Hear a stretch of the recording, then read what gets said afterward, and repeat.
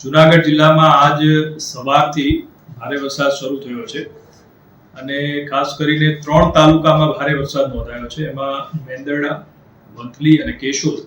એમાં આ 3 તાલુકા પૈકી પણ મેંદરડામાં સૌથી વધારે એટલે કે 314 mm જેટલો વરસાદ, લગભગ 12.5 ઇંચ જેટલો વરસાદ નોંધાયો છે.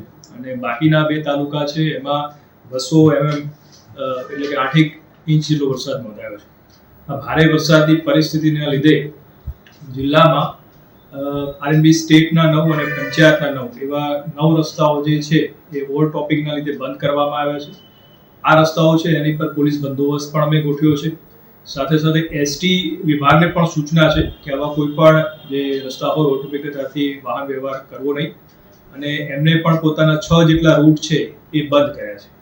અત્યાર સુધીમાં અમે જે ડેમ ઓવરફ્લો થાય અને એના લીધે જે નીચાણવાળા ગામડા હોય એવા 52 ગામડાઓને અમે એલર્ટ પર મૂક્યા છે.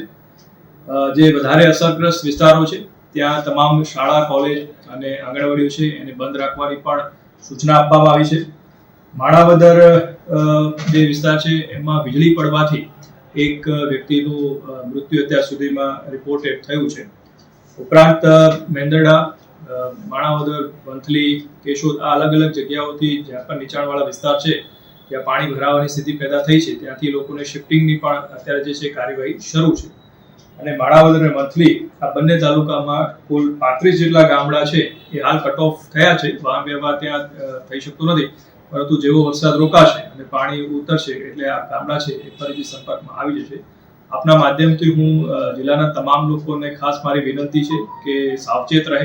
કોઈ પણ પરિસ્થિતિ એવી જણાય તો અમારા કંટ્રોલ રૂમ ઉપર જાણ કરે, અને જે રસ્તાઓ ઓવરટોપિંગ થયા છે, બંધ કર્યા છે, ત્યાંથી કોઈ પણ પ્રકારની અવરજવર કરવાની કોશિશ ન કરે ને પોતાની જાન છે એ મુશ્કેલીમાં મૂકવાનો પ્રયાસ ન કરે અને તંત્રને સહકાર આપે.